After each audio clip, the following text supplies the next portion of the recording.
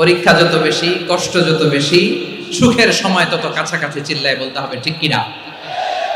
এজন্য মুমিন জীবনে পরীক্ষা বেশি, মুমিনদের হতাশা নাই, মুমিনরা নিরাশ হয় না, হতাশ হয় কাফিররা।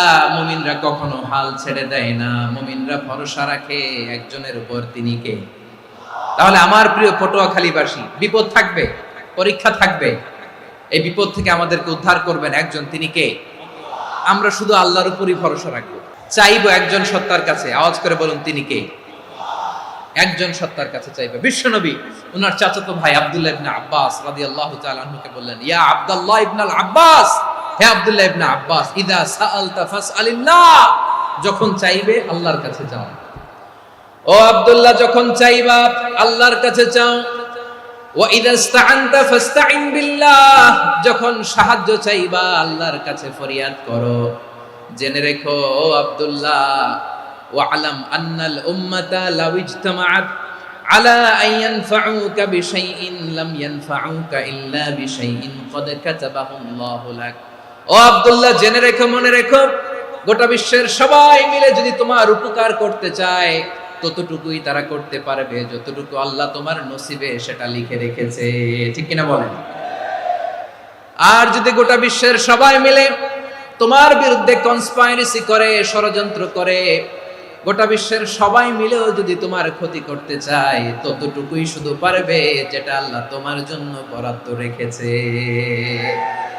যতটুকু আল্লাহ তাআলা তোমার জন্য বরাদ্দ রেখেছে অতটুকুই ক্ষতি করতে পারবে, আর এক চুল বেশিও করতে পারবে না, কমও করতে পারবে না। চিল্লায় বলেন, ঠিক কিনা? এজন্য আমরা চাইবো কার কাছে? সব সময় আমরা আল্লাহর কাছে চাইবো, বিপদে আপদে, সুখে দুঃখে, সচ্ছল অবস্থায় অসচ্ছল অবস্থায়, পরাজয়ের সময় বিজয়ের সময়, সব সময় আমরা ভরসা রাখবো কার উপর? সবাই বলুন। একদল লোক আছে যারা বিপদে পড়লে আল্লাহরে ডাকে, বিপদ আসলে আল্লাহরে ডাকে, বিপদ নাই আল্লাহও নাই। বিপদে পড়লে নামাজ পড়ে, বিপদও নাই নামাজও নাই। বিপদে পড়লে জিকির করে, বিপদ যখন চলে যায় ওদের জিকিরও বন্ধ হয়ে যায়। এরকম আছে না নাই? কিছু লোক দেখবেন পরীক্ষা আসলে নামাজ পড়ে, দেখবেন পরীক্ষার সময় নামাজ পড়ে, পরীক্ষাও নাই নামাজও আছে। এরকম কিছু লোক আছে অসুস্থ হলে আল্লাহরে বড্ড ভালোবাসে, আল্লাহরে খুব ডাকে।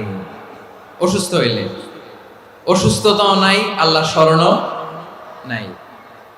দেখবেন কিছু লোক নির্বাচন আসলে খুব আল্লাহ আল্লাহ হয়ে যায়, তখন দেখবেন মাথার মধ্যে হেজাব লাগায়, পাঞ্জাবি লাগায়, আল্লাহ আল্লাহ হয়ে যায়। নির্বাচনও নাই, এরপরে আল্লাহর কথাও নাই।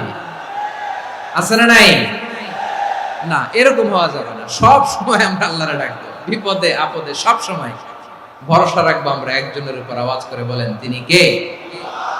এ কথায় আল্লাহ তাআলা আমাদের চোখে আঙ্গুল দিয়ে জানিয়ে দিলেন, ফাইদা রাকিবু ফিল ফুলকি দা'আউল্লাহা মুখলিসিনা লাহুদ্দিন ফালাম্মা নাজ্জাহুম ইলাল বাররি ইযা হুম ইউশরিকুন।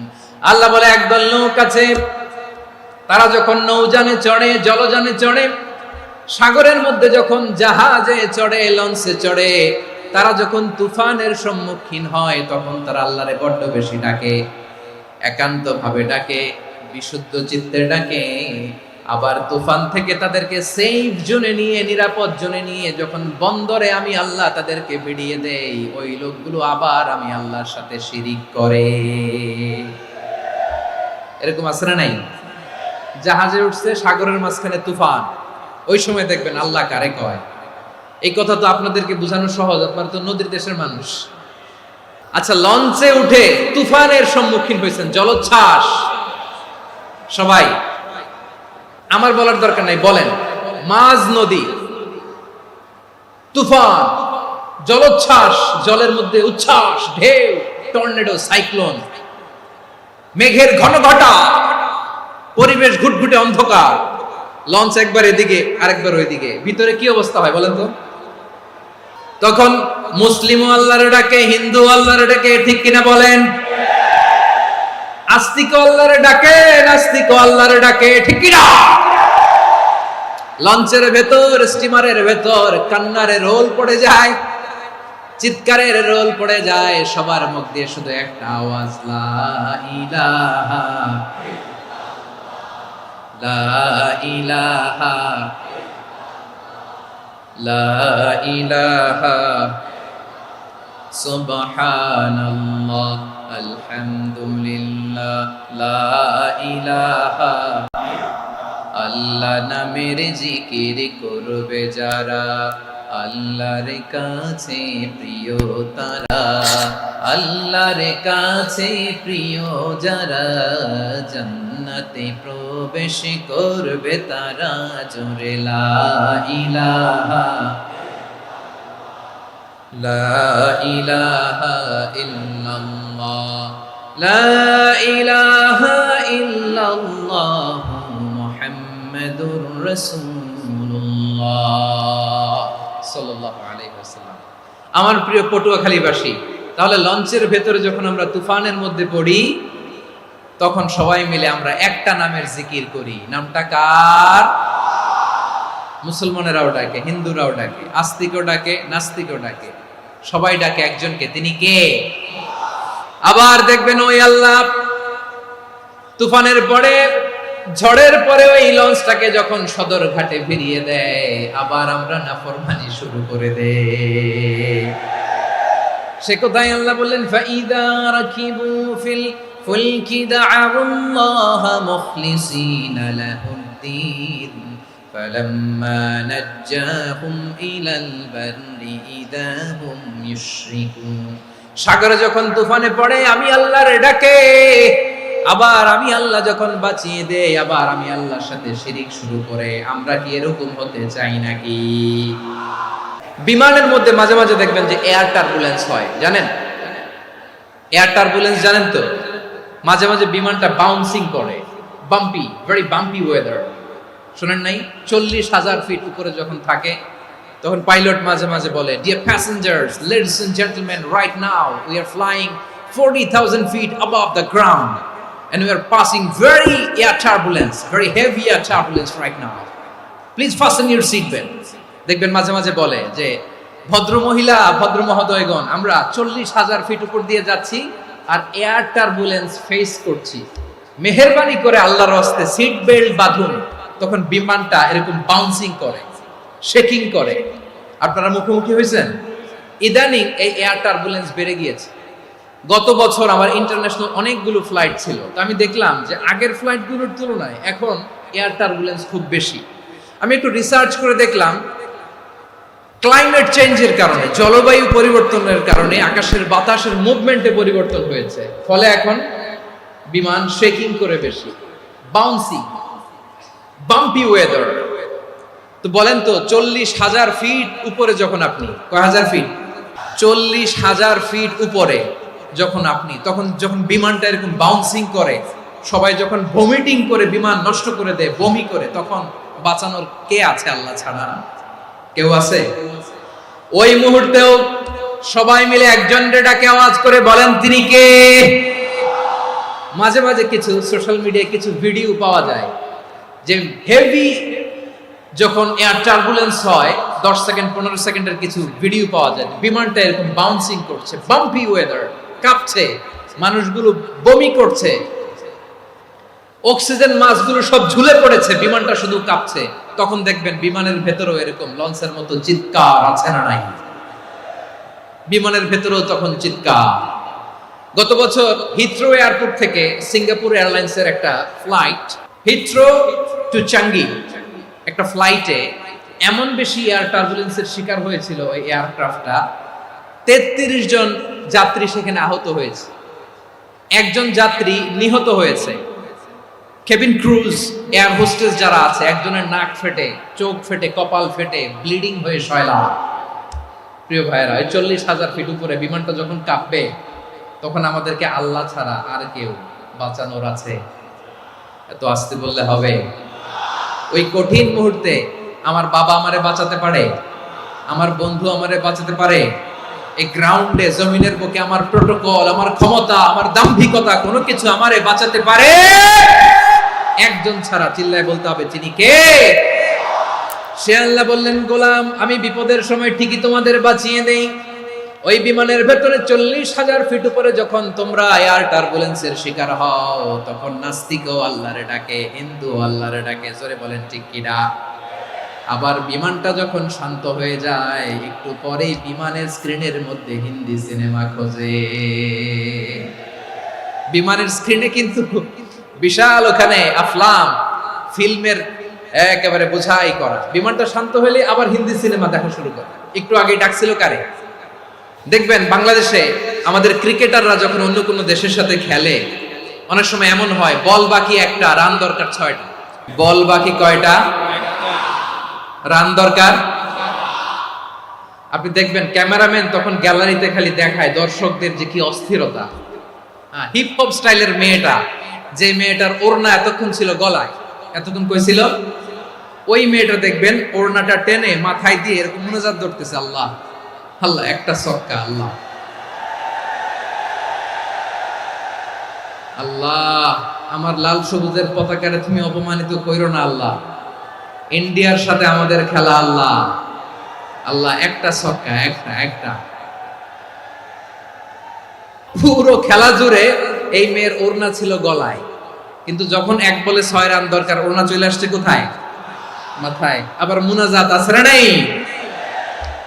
ঠিকই বাংলাদেশের দামাল ছেলে এমন এক শট মারলো, বল চলে গেল স্টেডিয়ামের বাইরে, ছক্কা, জিতে গেলাম আমরা।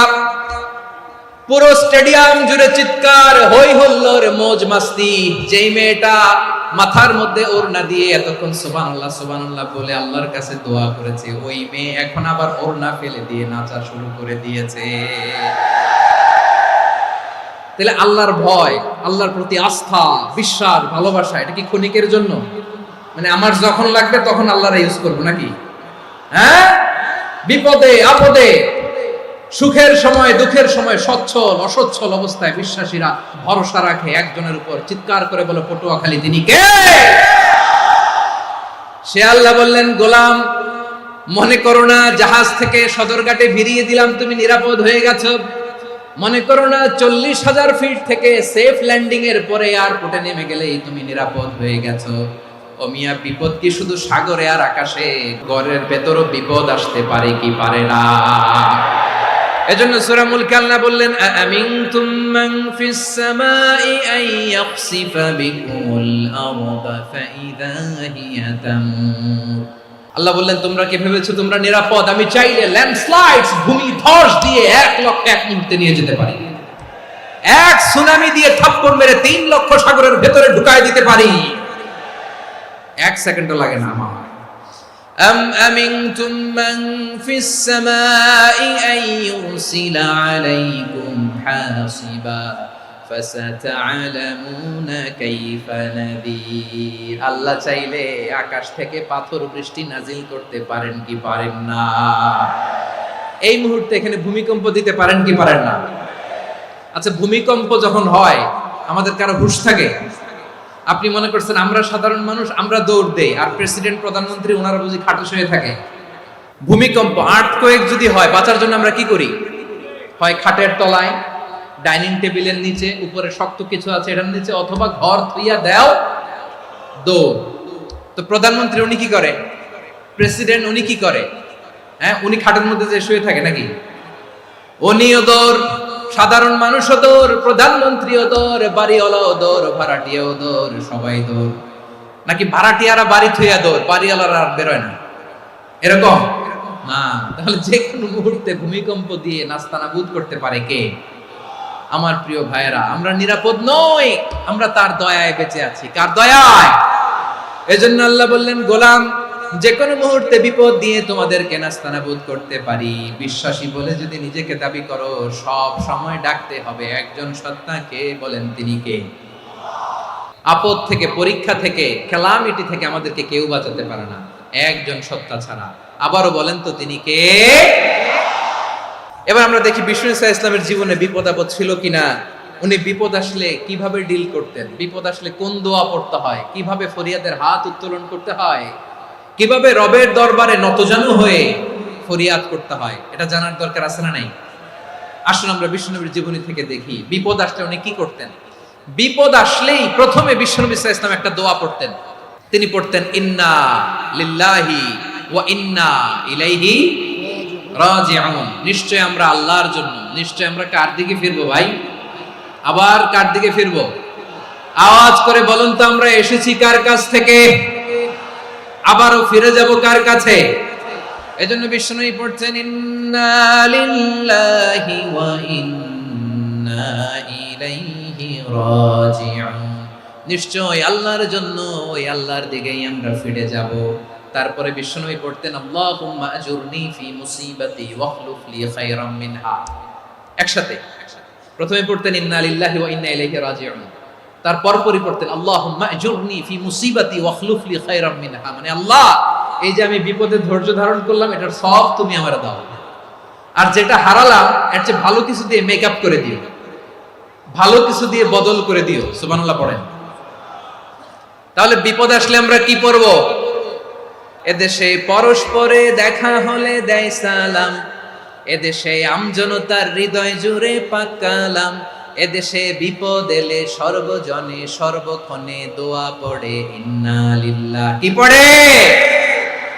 সুবহানাল্লাহ সুবহানাল্লাহ সুবহানাল্লাহ সুবহানাল্লাহ। এদেশে আজান শুনে সূর্য ওঠে শহর গ্রামে, এদেশে আজান শুনে সূর্য ডুবে সন্ধ্যা নামে, এদেশে সকল কাজে সবাই বলে বিসমিল্লাহ, এদেশে ভালো কিছু দেখে শুনে হাসি মুখে সবাই বলে মাশাআল্লাহ। তাহলে বিপদ এলে আমরা কি পড়ি? তাহলে বিপদ এলেই আমরা এখন থেকে ইন্না লিল্লাহ পড়ব, নাকি হাই হুতাশ করবেন? একদল আছে হাই হুতাশ করে, হায় আল্লাহ রে মোর কি হইল রে, মই কি হরমু রে, মই কমবে জামু রে, এরকম বিলাপ করতে নিষেধ করেছেন বিশ্বনবী। কি করব, কই যাব, কি হবে, হায় হায়, এরকম হাহুতাশ আছে না? নাই। বিশ্বাসীরা হাহুতাশ করে না, তারা ইন্না লিল্লাহ পড়ে। কি পড়ে মনে থাকবে? আমরা পড়ব ইন্না লিল্লাহি ওয়া ইন্না ইলাইহি রাজিউন। নিশ্চয় আমরা আল্লাহর জন্য, আমরা আল্লাহর দিকেই ফিরে যাব। এরপর পড়ব আল্লাহুম্মা আজুরনি ফি মুসিবাতি ওয়াখলুফ লি খায়রাম মিনহা। আল্লাহ, আমি যে বিপদে ধৈর্য ধারণ করলাম এটার সওয়াব দিও, আর যা হারালাম তার চেয়ে ভালো কিছু দিয়ে বদল করে দিও। সুবহানাল্লাহ পড়েন। বিশ্বনবীর হাদিস শুনলেন উম্মে সালামা রাদিয়াল্লাহু তাআলা আনহা। ওনার স্বামী হলো আবু সালামা। মজার ঘটনা খেয়াল করে শুনেন। সাইয়্যিদাতুনা উম্মে সালামা রাদিয়াল্লাহু তাআলা আনহা, ওনার স্বামীর নাম আবু সালামা। শ্রেষ্ঠ দম্পতি, শ্রেষ্ঠ ফ্যামিলি। প্রথমে হিজরত করেছিলেন হাবাসায়, পরে হিজরত করেছেন মদিনায়। উহুদ যুদ্ধের পরে ওনার স্বামী আবু সালামা ইন্তেকাল করলো, শহীদ হলো। সুবহানাল্লাহ পড়েন। যখন আবু সালামা ইন্তেকাল করলো, উম্মে সালামা রাদিয়াল্লাহু তাআলা আনহা কেঁদে কেঁদে হয়রান। আর নবীর শিখানো বাণী অনুযায়ী তিনি বারবার পড়ছিলেন ইন্না লিল্লাহ। কি পড়ছিলেন? ইন্না লিল্লাহ। যেহেতু বিশ্বনবী বলেছেন কেউ যদি বিপদের প্রথম ধাক্কায় পড়ে ইন্না লিল্লাহি ওয়া ইন্না ইলাইহি রাজিউন, আল্লাহুম্মা আজুরনি ফি মুসিবাতি ওয়াখলুফ লি খায়রাম মিনহা, তাহলে এই বিপদে যে সে যা হারালো তার চেয়ে শ্রেষ্ঠ কিছু দিয়ে আল্লাহ তার বদল দিয়ে দিবে। এই হাদিস শুনে উম্মে সালামা রাদিয়াল্লাহু তাআলা আনহা ওনার প্রাণ প্রিয় স্বামী আবু সালামার ইন্তেকালের পরে চোখের পানি ছাড়ে আর পড়ে ইন্না লিল্লাহি ওয়া ইন্না ইলাইহি রাজিউন, আল্লাহুম্মা আজুরনি ফি মুসিবাতি ওয়াখলুফ লি খায়রাম মিনহা। বারবার এই দোয়া পড়ে চোখের পানি ছাড়ে, এই দোয়া পড়ে চোখের পানি ছাড়ে, আর মনে মনে বলে আবু সালামার মতো ভালো মানুষ মদিনাতে নাই, আবু সালামার চেয়েও ভালো মানুষ মদিনাতে নাই, তার চেয়ে ভালো মানুষ কি করে আল্লাহ তাআলা আমারে দিবে, তার চেয়ে ভালো মানুষ তো আমি মদিনাতে দেখি না। চোখের পানি দিয়ে বুক ভাসায় আর নবীর হাদিসের উপর আমল করে পড়ে ইন্না লিল্লাহি ওয়া ইন্না ইলাইহি রাজিউন, ইন্না লিল্লাহি ওয়া ইন্না ইলাইহি রাজিউন। পড়তে পড়তে চোখের পানি ছাড়ে আর চিন্তা করে বিশ্বনবী বললেন এই দোয়া পড়লে যেটা হারালাম তার চেয়ে ভালো কিছু দিয়ে আল্লাহ পুরস্কার দেয়। আবু সালামের চেয়ে ভালো মানুষ মদিনার মধ্যে আর কে হতে পারে? কি আজীব তামাশা, কি অবাক করা ঘটনা। কিছুদিন পরে দেখা গেল সাইয়্যিদুল মুরসালিন রাহমাতাল লিল আলামিন স্বয়ং বিশ্ব নবী উম্মে সালামাকে বিয়ের প্রস্তাব পাঠিয়েছে।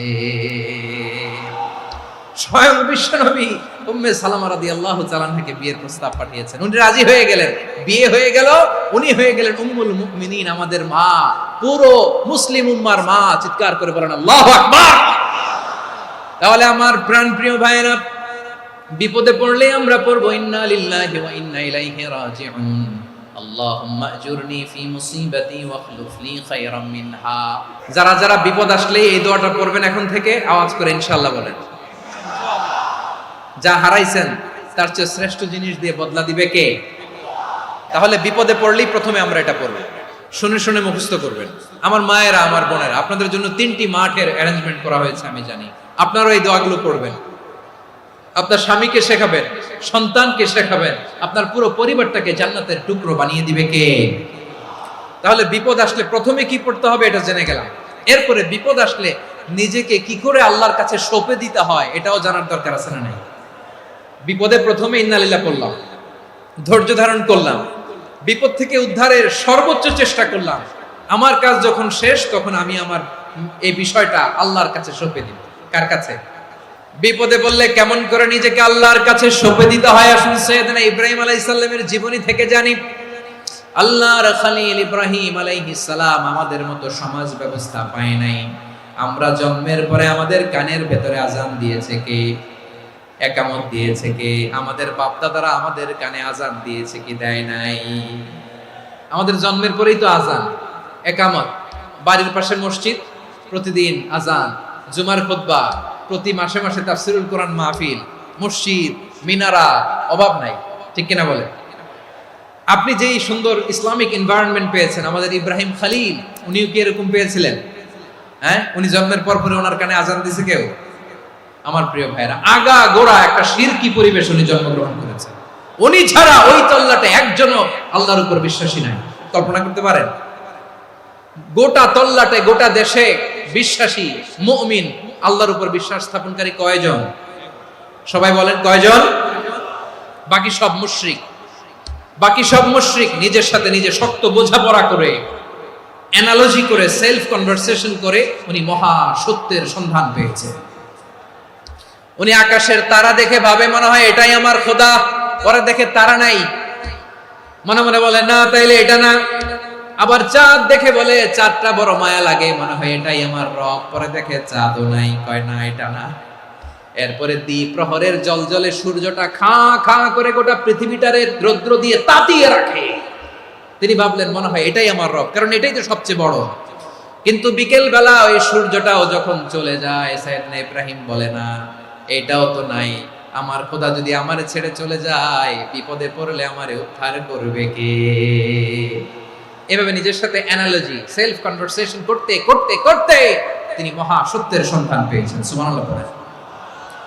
সব শেষে তিনি ডিসিশন নিয়ে ঘোষণা দিলেন, ইন্নী ওয়াজ্জাহাতু ওয়াজহিয়া লিল্লাযী ফাতারাস সামাওয়াতি ওয়াল আরদা হানিফান ওয়া মা আনা মিনাল মুশরিকিন। নিশ্চয় আমি এমন সত্তার দিকে মনোনিবেশ করলাম, মুখাপেক্ষী হলাম, যিনি আকাশ বানিয়েছেন, জমিন বানিয়েছেন, আমি মুশরিক নই। সুবহানাল্লাহ। পারতেন? আপনি পারতেন? কেউ নাই, লক্ষ লক্ষ মুশরিক, আপনি একা।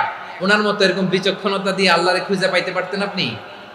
কি নবী ছিল, আল্লাহকে খুঁজে পেয়েছে। যখন আল্লাহর ইবাদত শুরু করলো, এই কথা ছড়ায় পড়লো চারদিকে। নমরুদ সাইয়েদনা ইব্রাহিমকে ডেকে পাঠালেন। নমরুদ বলে, ইব্রাহিম তুমি নাকি মূর্তির পূজা না করে কোন নতুন রবের ইবাদত করো, কে তোমার রব? সাইয়েদনা ইব্রাহিম বললেন, রব্বি আল্লাযী ইউহয়ী ওয়া ইউমীত, আমি এমন রবের ইবাদত করি যিনি জীবন দেন, যিনি মৃত্যু দেন। নমরুদ বলে, তাই নাকি? তোমার রব জীবন দেয়, মৃত্যু দেয়, আর এটা তো আমি দেই। আমিও তো জীবন দেই, আমিও তো মৃত্যু দেই। সাইয়েদনা ইব্রাহিম বললেন, কেমন করে তুমি জীবন দাও, মৃত্যু দাও, একটু দেখাও তো। নমরুদ জেলখানা থেকে দুজন কয়েদিকে ডেকে আনলো। কয়েদি এনে অর্ডার করলো, একটাকে এখনই শিরোচ্ছেদ, হেড অফ, ডেথ পেনাল্টি, মৃত্যুদণ্ড দেয়া হলো, ফিনকি দিয়ে রক্ত বের হলো। নমরুদ বলে, দেখো দুজনকে ধরে আনলাম, একজন কয়েদিকে দিলাম ডেথ পেনাল্টি, মৃত্যুদণ্ড, ওরে মৃত্যু দিলাম। আরেকজন যে দাঁড়িয়ে আছে, চাইলে ওরেও আমি মৃত্যুদণ্ড দিতে পারি, কিন্তু না, ওরে আমি দিব না, ওরে আমি বাঁচায়া দিলাম, ছেড়ে দিলাম, মানে জীবন দিলাম। দেখো ইব্রাহিম, তোমার চোখের সামনে একজনরে মৃত্যু দিলাম আর একজনরে জীবন দিলাম। আপাত দৃষ্টিতে তাই তো, একজনরে তো জীবন দিল, আরেকজনরে মৃত্যু দিল। সাইয়েদনা ইব্রাহিম এবার বিপাকে পড়ে গেলেন। কিন্তু এক একজন নবীকে আল্লাহ এমন উইজডম বিচক্ষণতা দিয়ে এই জমিনে পাঠিয়েছেন, মুহূর্তের মধ্যে আল্লাহর খলিল ইব্রাহিম বললেন, فإن الله يأتي بالشمس من المشرق فأت بها من المغرب فبهت الذي كفر। আল্লাহর খলিল ইব্রাহিম বললেন, নমরুদ বুঝলাম তুমি জীবন দাও, মৃত্যু দাও, দেখলাম, কিন্তু আমার রব, আমার আল্লাহ প্রতিদিন সকালবেলা উষা লগ্নে ওই পূর্ব দিগন্ত থেকে সূর্যটাকে উদিত করেন, সাঁঝের বেলা, বিকেল বেলা, কুথুরি লগ্নে, সন্ধ্যা বেলা ওই দ্বিপ্রহরের জল জলে সূর্যটাকে পশ্চিম দিগন্তে ডুবিয়ে দেন। মানে সকালবেলা পূর্ব দিক থেকে উদিত করা সূর্যটাকে পশ্চিম দিকে বিকেলে তিনি ডুবিয়ে দেন। তুমি যদি পারো ওই সূর্যটাকে পশ্চিম দিক থেকে উদিত করে পূর্ব দিকে ডুবিয়ে দাও। সুবহানাল্লাহ পড়বেন না? দেখেন, ইনস্ট্যান্ট ইন্টেলেক্ট, মুহূর্তে বিচক্ষণতা, উইজডম কাকে বলে? নমরুদ পারবে? নমরুদের বাপ পারবে? ওর দাদা, ওর 14 গোষ্ঠী, গোটা বিশ্বের সব ক্ষমতাধর রাষ্ট্রনায়করা একসাথে হলে পারবে? ফাবহিতাল্লাযী কাফার পারে নাই, ব্যর্থ হয়েছে। এবার তেলে বেগুনে জ্বলে উঠেছে, রেগে মেগে আগুন বলে ফালকুহু ফিল জাহিম। ওর সাথে তর্ক নাই, না পেরে এবার এটারে আগুনে ফেলা। বিশাল বিশাল গাছ কেটে লাকড়ি এনে আগুনের কুণ্ডলি বানানো হলো, দাও দাও দাও দাও করে আগুন জ্বলে। আল্লাহর খলিল ইব্রাহিমকে আগুনে নিক্ষেপ করা হবে। আল্লাহর খলিল সাইয়েদনা ইব্রাহিমের হাতের মধ্যে রশি দিয়ে টাইট করে বাঁধা হলো, পায়ের মধ্যেও টাইট করে রশি দিয়ে বাঁধা হলো। আল্লাহর খলিল ইব্রাহিমকে আগুনের কুণ্ডলির মধ্যে ফেলা হবে। ও মিয়া, আপনি যে বিপদের কারণে ভয় পান, হতাশ হন, এটা কোনো বিপদ? ওনার বিপদের সামনে এটা কোনো বিপদই না, এটা কোনো বিপদই না। হাত পা বেঁধে টাইট করে নিক্ষেপ করা হবে, সিম্পলি ফেলা যাবে না, কারণ দাও দাও করে দ্য ব্লেজিং ফায়ার, এমন আগুনের কুণ্ডলি, কাছে যাওয়া যায় না, আগুনের উত্তাপে নিক্ষেপ করা হবে। হাতে রশি বেঁধে, পায়ে রশি বেঁধে আল্লাহর খলিল ইব্রাহিম আলাইহিস সালামকে আগুনের মধ্যে নিক্ষেপ করা হবে। আহা, এটার বলে অগ্নি পরীক্ষা। উনি অগ্নি পরীক্ষার সম্মুখীন হয়েছিলেন। এজন্য কঠিন পরীক্ষাকে আমরা অগ্নি পরীক্ষার সাথে তুলনা করি, ঠিক কিনা? সাইয়েদনা জিবরাইল এসে বললেন, ও আল্লাহর খলিল, ওরা তো আপনার হাতও বেঁধে ফেললো, পাও বেঁধে ফেললো, নড়াচড়ার সুযোগ নাই, বলেন আমি জিবরিল ফেরেশতা আপনার জন্য কি করতে পারি? আল্লাহর খলিল ইব্রাহিম বলেন, ও জিবরাইল, তোমার কাছে আমার কোনো চাওয়া পাওয়া নাই। সুবহানাল্লাহ বলেন। তোমার কাছে বলার কিছু নাই, তোমার সাহায্যের আমার দরকার নাই। সাইয়েদনা ইব্রাহিম আলাইহিস সালামকে হাতে পায়ে রশি বেঁধে, হাত পা বাঁধা অবস্থায় জ্বলন্ত অগ্নিকুণ্ডে যখন নমরুদের দলবল নিক্ষেপ করবে, আল্লাহর খলিল কিভাবে নিজেকে আল্লাহর কাছে সঁপে দিয়েছেন, পটুয়াখালীর ভাইরা খেয়াল করে শুনুন। হাত পা বেঁধে আল্লাহর খলিলকে যখন নিক্ষেপ করা হবে, তিনি মুখ ফুটে বলে ফেললেন, হাসবুনাল্লাহু ওয়া নি'মাল ওয়াকিল। হাসবুনাল্লাহু ওয়া নি'মাল ওয়াকিল, আমার জন্য আল্লাহই যথেষ্ট,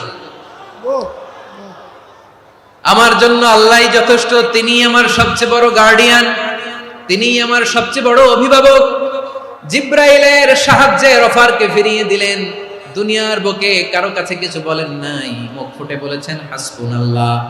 ও আমার পটুয়াখালীর প্রাণের ভাইয়েরা, খেয়াল রাখবেন, কোন বান্দা তার হাতে থাকা সব চেষ্টাটুকুন করার পরে মুখ ফসকে মুখ দিয়ে যখন বলে ফেলে হাসবুনাল্লাহ, বান্দা যখন হাসবুনাল্লাহ বলে ফেলে, ওই ব্যাপারটা ডিল করার দায়িত্ব স্বয়ং আল্লাহ আরশের উপর থেকে নিয়ে নেয়। আপনি যখন বলে ফেলবেন হাসবুনাল্লাহ, এটা ডিলিং করবে কে তখন? বান্দা তার সাধ্যের সবটুকু চেষ্টার পরে নতজানু হয়ে যখন বলবে হাসবুনাল্লাহ, আল্লাহ তুমি আমার জন্য যথেষ্ট, নি'মাল ওয়াকিল, তুমি আমার শ্রেষ্ঠ অভিভাবক, তখন তার কি দরকার না দরকার এটা ডিল করে স্বয়ং আল্লাহ। নিক্ষেপ করা হলো সাইয়েদনা ইব্রাহিমকে অগ্নিকুণ্ডলিতে। হাজার হাজার মানুষের দৃশ্য দেখার জন্য জড়ো হয়েছে এরকম বিশাল ময়দানে। কিন্তু কি অবাক করার ঘটনা, সবাই ভয় পাচ্ছিল না জানে কি হয়ে যায়। আল্লাহর খলিলকে যখন আগুনের কুণ্ডলিতে নিক্ষেপ করা হয়, আল্লাহর খলিল ইব্রাহিম আগুনের কুণ্ডলীর মধ্যে বসে বসে মানুষগুলোর দিকে তাকিয়ে হাসতে শুরু করে দেয়। কারণ আকাশ থেকে রব্বুল আলামিন স্পেশাল ভার্ডিক্ট নাজিল করেছেন, স্পেশাল হুকুম জারি করেছেন, কুলনা ইয়া নারু কুনি বারদান ওয়া সালামান আলা ইব্রাহিম। ও আগুন খবরদার, সৃষ্টির শুরু থেকে তোকে একটা ধর্ম আমি বাতলে দিয়েছিলাম, তোর ধর্ম আগুনের ধর্ম হলো যা পাবে জ্বালিয়ে সারখার করবে।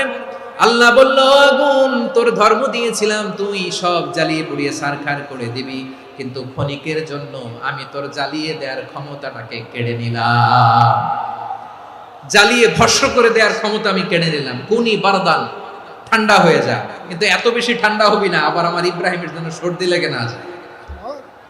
সুবহানাল্লাহ, এত আস্তে বললে হবে? কুনি বারদান, বারদ মানে বরফ, ঠান্ডা, ঠান্ডা হ, কিন্তু এত ঠান্ডা হবি না যাতে আমার ইব্রাহিমের কষ্ট হয়। আগুন বলে, আল্লাহ একবার বললাম ঠান্ডা হ, আবার বলো এত ঠান্ডা হবি না যাতে খলিলের সর্দি না লাগে। কেমন ঠান্ডা হব, কেমন এনভায়রনমেন্ট তৈরি করে দেব বলো? আল্লাহ বললেন, সালামান আলা ইব্রাহিম, আমার খলিল আমার ইব্রাহিমের জন্য তুই জান্নাতের গুল বাগিচা হয়ে যা। ও ভাই, নবী মুসার মতো ঈমান হলে রাস্তা হবে সাগর জলে, নবী ইউসুফের মতন ঈমান হলে একে একে দরজা খোলে, নবী ইব্রাহিমের মতন ঈমান যদি আজও থাকে বিদ্যমান, অগ্নিকুণ্ডে দেখতে পাবে খুবসুরত এক ফুল ভাগা। কুলনা ইয়া নারু কুনি বারদান ওয়া সালামান আলা ইব্রাহিম। বান্দা যখন মুখ দিয়ে বলে হাসবুনাল্লাহ, আমার আল্লাহ আমার জন্য যথেষ্ট, এই বলে যখন নিজেকে সঁপে দেয়, তার কি লাগবে ওই দায়িত্ব স্বয়ং নিয়ে নেয় কে? তাহলে আমার প্রিয় ভাইয়েরা, বিপদের শুরুতেই আমরা বলবো ইন্না লিল্লাহ। শুরুতে কি বলবো? এরপরে যেই বাক্যটা পড়ে নিজের পরিস্থিতিকে আল্লাহর দরবারে সঁপে দিব, সেটা হচ্ছে হাসবুনাল্লাহ। সেটা কি? বিষ্ণু বলেন, লা ইয়াজালু লিসানুকা রাতাবান মিন যিকরিল্লাহ, সব সময় আল্লাহর স্মরণ দিয়ে, জিকির দিয়ে জিহ্বাটারে সিক্ত রাখো। আর শয়তানু জাসিমুন আলা কলবি ইবনে আদম, শয়তান বনি আদমের কলবে খামচি মেরে বসে থাকে। ফাইদা যাকারাল্লাহ খালাসা, মানুষ যখন আল্লাহর স্মরণ করে জিকির করে শয়তান দৌড়ে পালায়। ওয়া ইদা গাফালা ওয়াসওয়াসা, যখনই বনি আদম গাফেল হয় তখনই শয়তান তার হৃদয়ে ওয়াসওয়াসা দেয়। এজন্য বিপদে পড়লে ইন্না লিল্লাহ, নিজের সব টুকুন করার পরে, নিজের রোল প্লে করার পরে নিজেকে আমরা কি বলে সঁপে দিব? সবাই বলেন, মনে থাকবে? বিপদে পড়লে প্রথমে ইন্না লিল্লাহ, এরপরে নিজেকে যখন সঁপে দিব তখন হাসবুনাল্লাহ। এরপরে কঠিন বিপদে যখন বিশ্বনবী পড়তেন তখন কি করতেন? এমন বিপদ মাঝে মাঝে হয় না, দেয়ালে পিঠ থেকে যায়, চোখে মুখে অন্ধকার, কি করব দিশা খুঁজে পাই না, এরকম হয় কখনো? বিশ্বনবী এরকম কঠিন বিপদে পড়েছেন জীবনের কিছু কিছু মুহূর্তে। ওই মুহূর্তে বিশ্বনবী স্পেশাল দুইটা দোয়া পড়তেন, এই দোয়াগুলো আপনাদেরকে জানিয়ে দেয়। বিশ্বনবী বলেন, কঠিনতম বিপদে যখন পড়বা, দেয়ালে পিঠ থেকে যায়, চোখে মুখে অন্ধকার, বাঁচার কোনো উপায় নাই, তখন পড়বা লা ইলাহা ইল্লা আনতা সুবহানাকা ইন্নী কুনতু মিনাজ জালিমিন। আল্লাহ, তুমি ছাড়া কোনো ইলাহ নাই, তুমি পবিত্র, নিশ্চয় আমি জালিমদের অন্তর্ভুক্ত। সুবহানাল্লাহ বলেন। এই দোয়া সাইয়েদনা ইউনূস আলাইহিস সালাম পড়েছিলেন যখন মাছের পেটে ছিলেন। এবং অনেক মুফাসসিরিন একরাম বলেছেন, অনেক আহলুল ইলমরা বলেছেন, এটা হচ্ছে ইসমে আজম। ইসমে আজম এমন দোয়া যেটা দিয়ে দোয়া করলে আল্লাহ দোয়া কবুল করে, কিন্তু এটা কোনটা, এটা নিয়ে ইখতিলাফ আছে। কোন আহলুল ইলম বলেন এই লা ইলাহা ইল্লা আনতা সুবহানাকা ইন্নী কুনতু মিনাজ জালিমিন, এটা হচ্ছে ইসমে আজম। সাইয়েদনা ইউনূস আলাইহিস সালাম পড়েছেন, আপনারা পড়েননি? এটা পড়বেন আপনারা। এই দোয়া পড়ে সাইয়েদনা ইউনূস আলাইহিস সালাম মাছের পেট থেকে রক্ষা পেয়েছিলেন। রক্ষা করেছিল কে? তুমি ইউনুস নবীরে যখন খাইলো মাছেতে গিলিয়া, ফেরেশতা পাঠাইয়া দিলে ইসমে আজম দিয়া, প্রাণে ছিল যাহার ভয় সেথা পাইল আশ্রয়, প্রাণে ছিল যাহার ভয় সেথা পাইল আশ্রয়, মাছের পেট হতে সে যে পেল পরিত্রাণ। আল্লাহু আল্লাহু তুমি জাল্লে জালালুহু, শেষ করা তো যায় না গে তোমার গুণগান। আল্লাহু আল্লাহু লা ইলাহা ইল্লা আনতা সুবহানাকা ইন্নী কুনতু মিনাজ জালিমিন। বিষ্ণু বললেন, দেয়ালে পিঠ থেকে গেলে, চোখে মুখে অন্ধকার, বাঁচার কোনো উপায় নাই, তখন এই দোয়াটা পড়তে হবে। এই দোয়া পড়ে আল্লাহর কাছে ফরিয়াদ করলে বিপদ মুক্ত করবেন কে? কেন এই দোয়াটা আল্লাহর কাছে বড্ড প্রিয় জানেন আমার ভাইয়েরা? কারণ এই দোয়ার মধ্যে তিনটা জিনিস আছে। এক নম্বরে হচ্ছে তাওহীদ, দুই নম্বরে তাসবিহ, তিন নম্বরে তাকরীর। আই রিপিট, আবারও বলছি, এক নম্বরে তাওহীদ, দুই নম্বরে তাসবিহ, তিন নম্বরে তাকরীর। এই দোয়াটা আল্লাহর কাছে এত পছন্দনীয় কারণ এই দোয়ার প্রথম অংশে আছে তাওহীদ, আল্লাহর একত্ববাদের ঘোষণা। লা ইলাহা ইল্লা আনতা, ও আল্লাহ আপনি ছাড়া কোনো ইলাহ নাই, উপাস্য নাই। এই কথা বললে আল্লাহ বড্ড খুশি হয়ে যায়, সুবহানাল্লাহ পড়েন। এই দোয়ার দ্বিতীয় অংশে আছে তাসবিহ, মানে আল্লাহর প্রশংসা, প্রশংসা সূচক বাণী। সুবহানাক সুবহানাক সুবহানাক, ও আল্লাহ আমি আপনার পবিত্রতা ঘোষণা করছি, সুবহানাক। এই কথা শুনলেও আল্লাহ খুশি হয়ে যায়, সুবহানাল্লাহ পড়েন। এই দোয়ার তৃতীয় অংশে আছে তাকরীর, তাকরীর মানে পাপের স্বীকৃতি। তাকরীর মানে কি? তাকরীর মানে পাপের স্বীকৃতি। এই দোয়ার তৃতীয় অংশে আছে ইন্নী কুনতু মিনাল জালিমিন, ও আল্লাহ আমি জালিমদের অন্তর্ভুক্ত। আল্লাহ আল্লাহ আমি জালেম, আল্লাহ আমি ভুল করেছি, অন্যায় করেছি, আল্লাহ আমি জালেমদের অন্তর্ভুক্ত। এই পাপের স্বীকৃতি, অ্যাকনোলেজমেন্ট আল্লাহ বড্ড পছন্দ করে। যখন আল্লাহর কাছে আপনি ছোট হবেন, ছোট হতে হতে যত ছোট হবে, ওই দৃশ্যটা দেখতে আল্লাহ বড্ড পছন্দ করে, সুবহানাল্লাহ বলেন। তিন নম্বর অংশ ইন্নী কুনতু মিনাজ জালিমিন, আল্লাহ আমি জালেমদের অন্তর্ভুক্ত। সাইয়েদনা আদম আলাইহিস সালাম ভুল করে যখন নিষিদ্ধ গাছের ফুল খেয়ে ফেললেন, ফল খেয়ে ফেললেন, আল্লাহ বললেন আদম ক্ষমা পেতে চাইলে তুমি আর হাওয়া মিলে স্বীকৃতি দাও, পাপের স্বীকৃতি আর পড়ো, রব্বানা যালামনা আনফুসানা ওয়া ইল্লাম তাগফির লানা ওয়া তারহামনা লানাকুনান্না মিনাল খাসিরিন। ও আল্লাহ আমি আদম আর হাওয়া যালামনা আনফুসানা, আমরা আমাদের নফসের উপর বড্ড জুলুম করেছি। আল্লাহ ওয়া ইল্লাম তাগফির লানা ওয়া তারহামনা, আপনি যদি ক্ষমা না করেন, আপনি যদি দয়া পরবশ না হন, আপনি যদি রহম না করেন, আমরা তো ক্ষতিগ্রস্তদের মধ্যে শামিল হয়ে যাব। এই দোয়া করার সাথে সাথে সাইয়েদনা আদম আর হাওয়া আলাইহিস সালামকে ক্ষমা করে দিলেন কে? তাহলে এই দোয়ার তিন নম্বর অংশ তাকরীর, এটা আল্লাহ বড্ড পছন্দ করে। আমার কলিজার টুকরা ভাইয়েরা, গুনাহ করে শিকার যেতে হবে, এটা আল্লাহ ভালোবাসেন। সাইয়েদনা আবু বকর রাদিয়াল্লাহু তাআলা আনহু বিষ্ণু ইসলামকে বললেন, ইয়া রাসূলুল্লাহ আল্লিমনি দুআআন আদউ বিহি ফি সালাতি, নবী হে আপনি আমার এমন একটা স্পেশাল দোয়া শিখায়া দেন যে দোয়াটা আমি নামাজে পড়ব। নবী বললেন, তাহলে তুমি পড়ো, আল্লাহুম্মা ইন্নী যালামতু নাফসি যুলমান কাসীরান ওয়া লা ইয়াগফিরুয যুনুবা ইল্লা আনতা ফাগফিরলি মাগফিরাতাম মিন ইনদিকা ওয়ারহামনি ইন্নাকা আনতাল গফুরুর রহিম। সুবহানাল্লাহ। সালাম ফিরানোর আগে পড়েন, ও আবু বকর নামাজে যদি দোয়া করতে মনে চায় এই দোয়াটা পড়বা, আল্লাহুম্মা ইন্নী যালামতু নাফসি, আল্লাহ জুলুম করেছি আমার নফসের উপর, যুলমান কাসীরা অনেক জুলুম, ওয়া লা ইয়াগফিরুয যুনুবা ইল্লা আনতা, আপনি ছাড়া এই জুনুব, এই পাপ ক্ষমা করার দ্বিতীয় কোনো রব নাই, আছে? এজন্য আল্লাহরে বলবেন, আল্লাহ আমি ছাড়া তোমার গোলামের অভাব নাই, ও আমার রব আমি ছাড়া এই জমিনের বুকে তোমার গোলামের অভাব নাই, কিন্তু তুমি ছাড়া তো আমার দ্বিতীয় কোনো রব নাই। পারবেন বলতে? পারবেন? চোখের পানি ছেড়ে আল্লাহরে বলবেন, আল্লাহ তুমি আমার রব, তুমি আমার সব। কি বলবেন? আল্লাহরে বলেন, আল্লাহ তুমি আমার রব, তুমি আমার সব। আল্লাহ আমি ছাড়া এই জমিনে তোমার গোলামের অভাব নাই, তুমি ছাড়া আমার দ্বিতীয় কোনো রব নাই।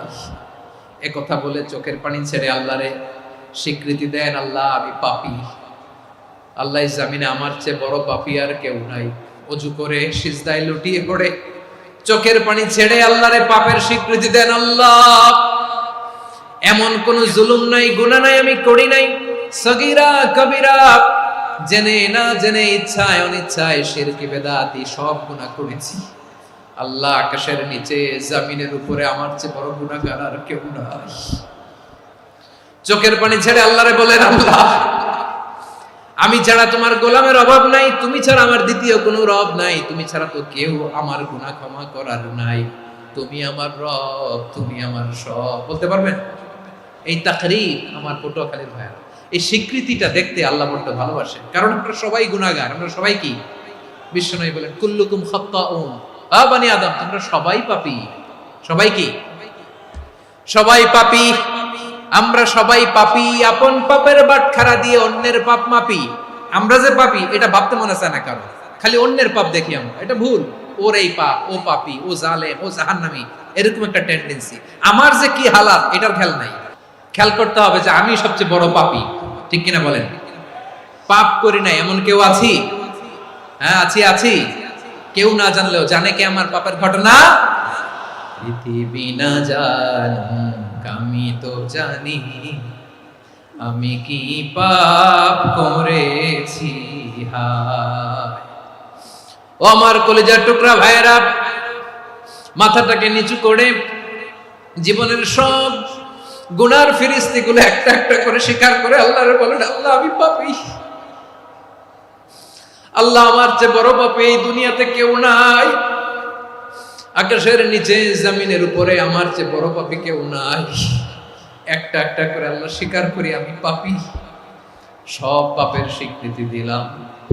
পৃথিবী না জানুক আমি তো জানি, আমি কি পাপ করেছি। হায় আমার পাপের করলে বিচার, বাঁচার আমার নাই উপায়। দয়াময় তুমি মাফ করো আমায়, মাফ করো আমায়। আল্লাহ তাআলা যদি দয়া করে আমাদেরকে মাফ না করে, আমাদের বাঁচার কোনো উপায় নাই। আপনি কি ভেবেছেন আপনার নামাজ দিয়ে আপনি জান্নাতে যাবেন? আপনি তাহাজ্জুদ গুজার, সেজদা দিতে দিতে কপালে দাগ ফেলেছেন, এটা আপনারা জান্নাতে নেবে না। আপনি এলাকার সবচেয়ে বড় হাতেম তাই দানশীল, এই দানের ভরসায় বসে আছেন, কুশ্চিন কালো না। আমাদের নামাজ, আমাদের রোজা, আমাদের ইবাদত, এগুলোকে মিজানের পাল্লায় উঠালে কোনো ওজনই হবে না। তবে আমাদের একটা কৌশল জানা আছে, আমরা আল্লাহর রহমতের ভিখারি। আমরা সেদিন আগেই গুনার স্বীকৃতি দিয়ে দেব। আমরা বলবো, আল্লাহ, তুমি প্রশ্ন করার আগে তোমার একটা কথা বলি, আমারে কিছু জিজ্ঞেস করো না, আমি সব করেছি। এমন কোন পাপ নাই যে পাপ আমারে দিয়ে হয় নাই। তোমার রহমত দিয়ে তুমি জান্নাতে পাঠাবা, তোমার দয়ায় জান্নাতে যেতে চাই, আমল দিয়ে না। পারবেন বলতে? কিয়ামতের দিন আমরা বলবো, আল্লাহ, আমার আমল দিয়ে জান্নাত চাই না, আমি তোমার দয়া দিয়ে জান্নাত চাই। তোমার দয়া ছাড়া আমার কোনো উপায় নাই। কারণ আল্লাহ যদি বিচার করে, বাঁচার কারো উপায় নাই। আল্লাহ যদি বলে ফেলেন তুই এটা করলি কেন, ওখানে গেলি কেন, কোরআনে 1000 বার নিষেধ করলাম তারপরেও এই পাপে জড়ালি কেন, এরকম প্রশ্ন ছুড়ে দিলে আমার উত্তর আছে? বাঁচার কোনো উপায় আছে? রোজ হাসরে হে আল্লাহ আমার করোনা বিচার, আল্লাহ করোনা বিচার। বিচার চাহি না তব দয়া চাই, এ গুনাহগার করোনা বিচার। আপনার আমল দিয়ে জান্নাতে যাবেন? কি দিয়ে যাবেন? আল্লাহর দয়া দিয়ে। আল্লাহর রহম আর দয়া ছাড়া কেউ জান্নাতের চেহারাও দেখতে পাবে না। আমার প্রিয় ভাইয়েরা, এই দোয়া আল্লাহর কাছে পছন্দনীয় হওয়ার কারণ 3টা। দোয়ার প্রথম অংশে আছে তাওহীদ, আল্লাহর একত্ববাদের ঘোষণা। এই দোয়ার দ্বিতীয় অংশ আছে তাসবিহ, আল্লাহর প্রশংসা সূচক বাণী। এই দোয়ার 3 নাম্বার অংশ পাপের স্বীকৃতি। তাহলে আমরা সবাই গুনাহগার, আমরা আল্লাহর কাছে পাপের স্বীকৃতি দিয়ে বলবো, ও আল্লাহ ইন্নী কুনতু মিনাজ জালিমিন, আমরা জুলুম করেছি, পাপ করেছি, অন্যায় করেছি, আল্লাহ বুঝতে পারি নাই, শয়তানের ওয়াসওয়াসায় পড়ে, বন্ধুর পাল্লায় পড়ে, নফসের খায়েশ মেটাতে যে আল্লাহ করে ফেলেছি। তুমি গুনাহ না মাফ না করলে আমাদের গুনাহ মাফ করার দ্বিতীয় কেউ নাই, ঠিক কিনা বলেন? এভাবে অনুতপ্ত হয়ে যদি আল্লাহর কাছে দোয়া করেন, দেয়ালে পিঠ থেকে গেছে, কোনো রাস্তা নাই বের হওয়া, ওই মুহূর্তেও আপনাকে বিপদ থেকে উদ্ধার করবে কে? বিশ্বনবী চরম বিপদে পড়লে দুটা দোয়া পড়তেন। প্রথম হলো এটা, লা ইলাহা ইল্লা আনতা সুবহানাকা ইন্নী কুনতু মিনাল জালিমিন। এই দোয়াটা আমরা বেশি বেশি পড়ব প্রিয় ভাইরা। রাজি আছেন? সবাই আওয়াজ করে পড়ুন ইনশাআল্লাহ। আমার প্রিয় ভাইয়েরা, বিপদে পড়লে বিশ্বনবী আরো একটা দোয়া পড়তেন, লা ইলাহা ইল্লাল্লাহুল আযীমুল হালিম, লা ইলাহা ইল্লাল্লাহু রাব্বুল আরশিল আযীম, লা ইলাহা ইল্লাল্লাহু রাব্বুস সামাওয়াতি ওয়াল আরদি ওয়া রাব্বুল আরশিল কারীম। আল্লাহ ছাড়া কোনো উপাস্য নাই, তিনি সুমহান, মহা সহিষ্ণু। আল্লাহ ছাড়া কোনো উপাস্য নাই, তিনি সুমহান, আরশের অধিপতি। আল্লাহ ছাড়া কোনো উপাস্য নাই, তিনি আকাশের মালিক, জমিনের মালিক, তিনি সুবিশাল, আরশের অধিপতি। সুবহানাল্লাহ পড়েন। এই দোয়াটা কেউ যদি পড়ে যদি এর ওসিলা করে দোয়া করে, তাকে বিপদ থেকে মুক্তি দেয় কে? মনে থাকবে আপনাদের? তাহলে বিপদের প্রথম ধাক্কায় কি যেন পড়তে হয়? ইন্না লিল্লাহ। তারপরে কি বলে আল্লাহর কাছে নিজেকে সঁপে দিতে হয়? দেয়ালে পিঠ থেকে গেলে লা ইলাহা ইল্লা আনতা সুবহানাকা ইন্নী কুনতু মিনাজ জালিমিন। 2 নাম্বার হচ্ছে লা ইলাহা ইল্লাল্লাহুল আযীমুল হালিম, লা ইলাহা ইল্লাল্লাহু রাব্বুল আরশিল আযীম, লা ইলাহা ইল্লাল্লাহু রাব্বুস সামাওয়াতি ওয়াল আরদি ওয়া রাব্বুল আরশিল কারীম। মনে থাকবে?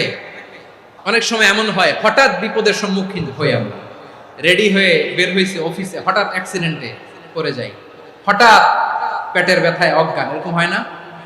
বিষ্ণু ইসলাম বলেন, আকস্মিক দুর্ঘটনার বিপদ থেকে যদি কেউ বাঁচতে চায়, সকাল সন্ধ্যা যেন প্রত্যেকে এই দোয়াটা পড়ে। সকালে যদি 3 বার পড়ে, সন্ধ্যা পর্যন্ত হঠাৎ বিপদ থেকে সে রক্ষা পাবে। To be protected from sudden calamity, sudden disaster, হঠাৎ বিপদ, হঠাৎ ভয়ঙ্কর কোন আকস্মিক বিপদ থেকে আল্লাহ বাঁচায় দেবে। সকালে পড়লে সন্ধ্যা পর্যন্ত প্রোটেক্টেড, সন্ধ্যাবেলায় যদি 3 বার পড়ে সকাল পর্যন্ত প্রোটেক্টেড। সুবহানাল্লাহ পড়ে। দোয়াটা কি? দোয়াটা হচ্ছে বিসমিল্লাহিল্লাযী লা ইয়াদুররু মা'a ইসমিহি শাইউন ফিল আরদি ওয়ালা ফিস সামাই ওয়া হুয়াস সামিউল আলীম। ছোট না? অনেক ছোট, মুখস্থ করবেন। বিসমিল্লাহিল্লাযী লা ইয়াদুররু মা'a ইসমিহি শাইউন ফিল আরদি ওয়ালা ফিস সামা। ওই আল্লাহর নাম নিচ্ছি, যে আল্লাহর নামের বরকতে আকাশ জমিনের কোনো কিছু কারো কোনো ক্ষতি সাধন করতে পারে না। তিনি সর্বশ্রোতা, সর্বজ্ঞ। সুবহানাল্লাহ পড়েন। পড়বেন এই দোয়াটা, বিসমিল্লাহিল্লাযী লা ইয়াদুররু মা'a ইসমিহি শাইউন ফিল আরদি ওয়ালা ফিস সামাই ওয়া হুয়াস সামিউল আলীম। ফজরের পরে 3 বার, মাগরিবের পরে 3 বার যদি কেউ পড়ে, প্রোটেক্টেড, যে কোনো হঠাৎ বিপদ থেকে প্রোটেক্ট করেন কে? ওই আল্লাহর নাম নিচ্ছি, যে আল্লাহর নামের ওসিলায় আকাশ জমিনের কোনো কিছু কোনো ক্ষতি করতে পারে না। সুবহানাল্লাহ পড়েন। আচ্ছা, এবার আমাদের জীবনে দুশ্চিন্তা আছে না নাই বলেন? Tension, hyper tension, anxiety, depression, সবার জীবনে টেনশন আছে না নাই? এই দুশ্চিন্তা, পেরেশানি, মারাত্মক পেরেশানি থেকে মুক্তি পাওয়ার জন্য বিষ্ণু ইসলাম 2টো দোয়া পড়তেন। কয়টা? অনেকগুলো পড়তেন। স্পেশাল 2টো দোয়া আজকে আপনাদের শিখায়া যাব, শুনবেন? পেরেশানিতে পড়লে, টেনশনে পড়লে এই দোয়াটা। প্রিয় ভাইরা, বিষ্ণু ইসলাম যখন খুব বিপদে পড়তেন, দুশ্চিন্তা ওনাকে ঘিরে ধরতো, উনি পড়তেন ইয়া হাইয়ু ইয়া কাইয়ুম বিরহমাতিকা আস্তাগীথ। ইয়া হাইয়ু ইয়া কাইয়ুম, হে শাশ্বত অবিনশ্বর, হে চিরঞ্জীব, বিরহমাতিকা আস্তাগীথ, তোমার রহমতের উসিলায় তোমার কাছে ফরিয়াদ করি। এটা পড়তেন। আবার আরেক বর্ণনায় এসেছে ইয়া হাইয়ু ইয়া কাইয়ুম বিরহমাতিকা আস্তাগীথ আসলিহ লি শা'নি কুল্লাহু ওয়ালা তাকিলনি ইলা নাফসি তরফাতা আইন। আসলিহ লি শা'নি কুল্লাহ, আল্লাহ আমার সবকিছু আপনি সেটেল করে দেন, আমাদের সব ঝামেলা সেটেল করে দিতে পারে কে?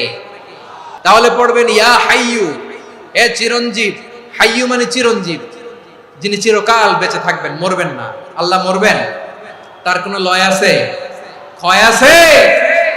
সূরা রহমানে আল্লাহ বললেন, কুল্লু মান আলাইহা ফানি ওয়া ইয়াবকা ওয়াজহু রাব্বিকা যুল জালালি ওয়াল ইকরাম ফাবিআইয়ি আলাই রাব্বিকুমা তুকাযিবান। জমিনে যা আছে সব ফান, ভ্যানিশ হয়ে যাবে, নিশ্চিহ্ন হয়ে যাবে, শেষ হয়ে যাবে, সব বিলুপ্ত হয়ে যাবে, একজন ছাড়া। জোরে বলেন তিনি কে?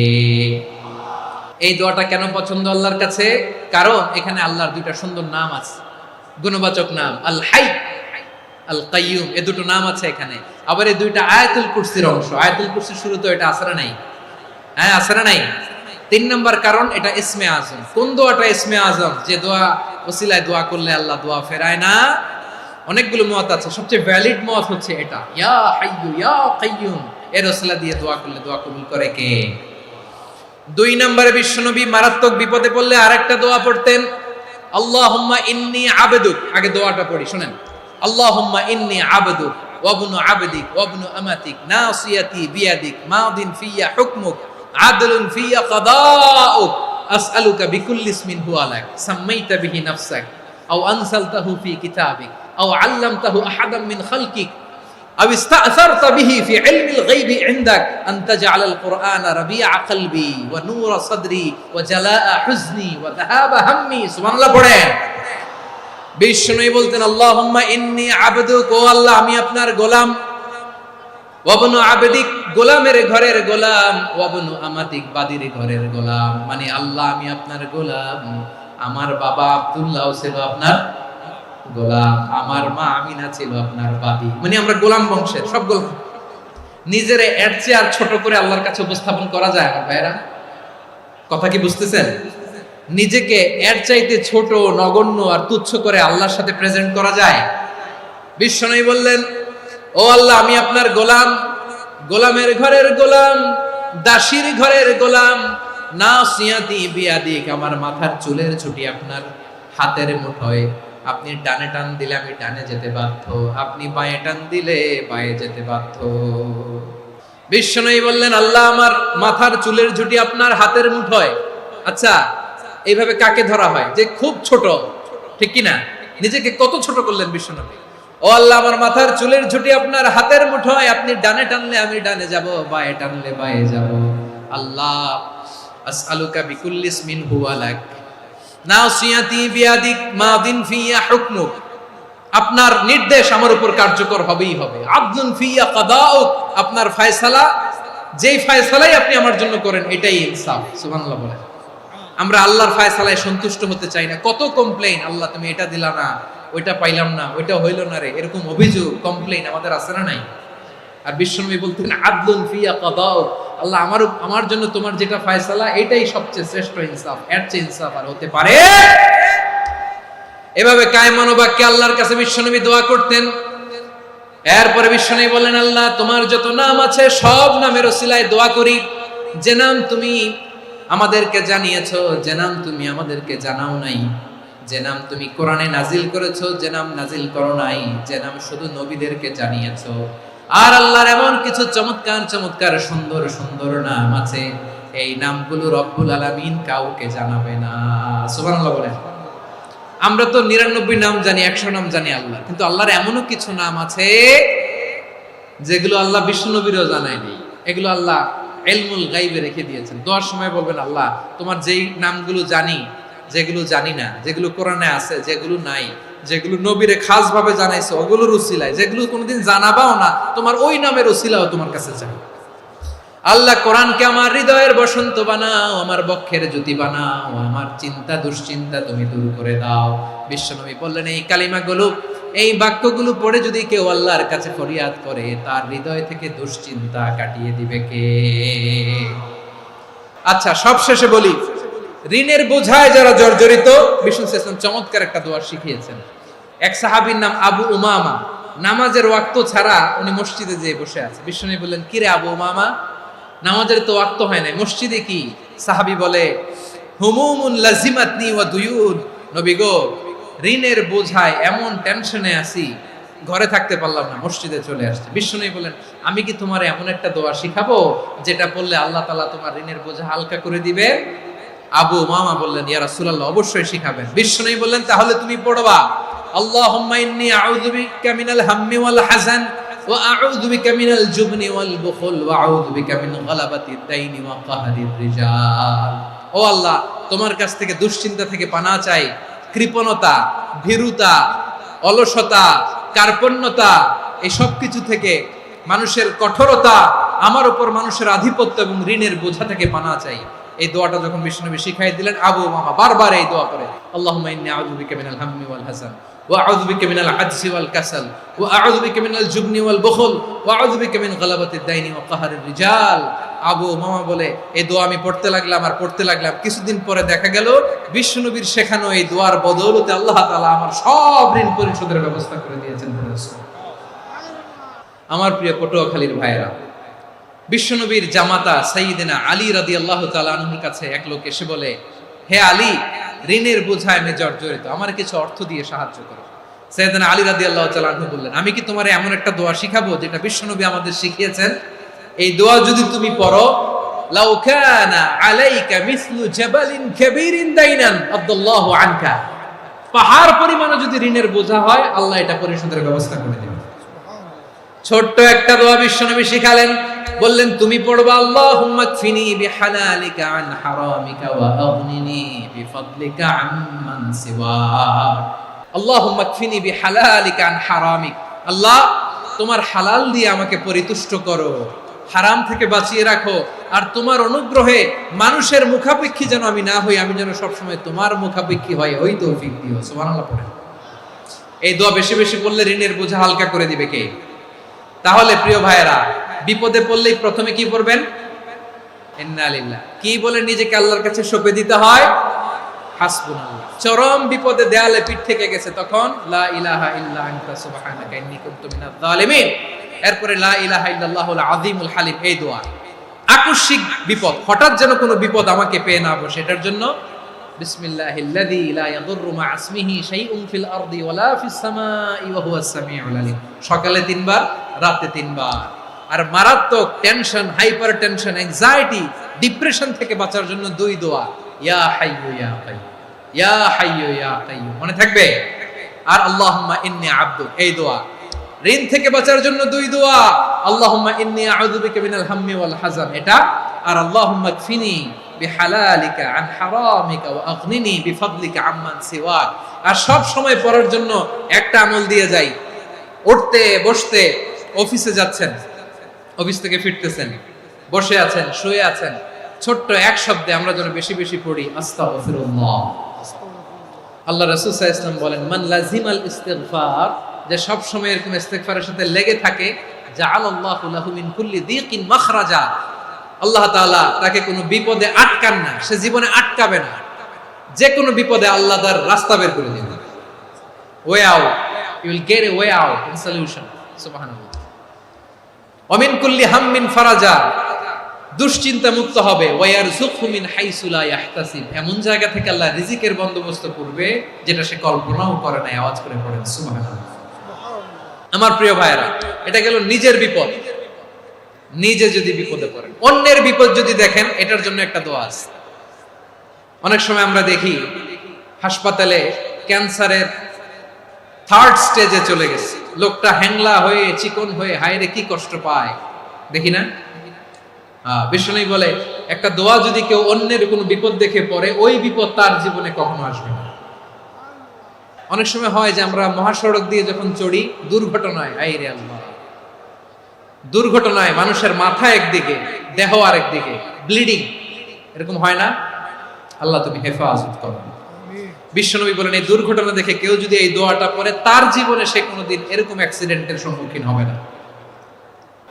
বিশ্বনবী বলেন, অন্যের বিপদ দেখে কেউ যদি পড়ে, আলহামদুলিল্লাহিল্লাযী আফানি মিম্মা বাতালাকা বিহি ওয়া ফাদ্দালানি আলা কাসীরিম মিম্মান খালাকা তাফদীলা, মানে প্রশংসা সে আল্লাহ, যে আল্লাহ তাআলা তোমাকে যেই জিনিস দিয়ে পরীক্ষা করেছে, আমাকে ওইটা থেকে বাঁচিয়ে দিয়েছে। তোমাকে আল্লাহ যেই বিপদে ফেলেছে, আমাকে ওই বিপদ থেকে তিনি মুক্ত রেখেছে, আর তার অনেক সৃষ্টির উপর আমাকে তিনি প্রাধান্য দিয়েছে। সুবহানাল্লাহ পড়েন। যে কোনো বিপদ, কারো ক্যান্সার দেখে যদি এই দোয়াটা আপনি বিশ্বাসের সাথে পড়েন, জীবনে কোনোদিন ক্যান্সার রোগে আক্রান্ত হবেন না। দুর্ঘটনা দেখে যদি পড়েন, ওই দুর্ঘটনা আপনাকে স্পর্শ করবে না। যে কোনো কারো বিপদ দেখে যদি কোনো বিশ্বাসী বান্দা এই দোয়া পড়ে, বিশ্বনবী বলেন লাম ইউসিবহু যালিকাল বালা, ওই বিপদ তাকে আর ধরবে না। উফিয়া মিনহু মিন যালিকাল বালা কাইনাম মা কান, সে যতদিন হায়াত পাবে কোনোদিন ওই বিপদ তাকে স্পর্শ করবে না। আমার প্রিয় ভাইরা, তাহলে পুরো আলোচনার সেন্ট্রাল থিম হচ্ছে আমাদের জীবনে বিপদ আসবে, কষ্ট আসবে, দুঃখ আসবে, কিন্তু বিপদে আপদে আমরা হাল ছেড়ে দিব না, হতাশ হব না। মুমিন হতাশ হয় না, নিরাশ হয় না, হাল ছেড়ে দেয় না। মুমিন ভরসা রাখে একজনের উপর। আওয়াজ করে বলুন, যিনি কে? বিপদে পড়লে আমাদেরকে উদ্ধার করে কে? আবার আমাদেরকে যদি কোনো নেয়ামত আল্লাহ দিতে চান, ওইটা কেড়ে নেওয়ার ক্ষমতা কারো আছে? তাহলে আমরা কানেক্টিভিটি বাড়াবো কার সাথে? আমাদের প্রার্থনার ফরিয়াদের হাত তুলবো কার কাছে? রাজি আছেন? পটুয়াখালীর ভাইয়েরা, মনে থাকবে কথাগুলো? আল্লাহ তাআলা আমাদের সবাইকে কথাগুলো বোঝার ও আমল করার তৌফিক দান।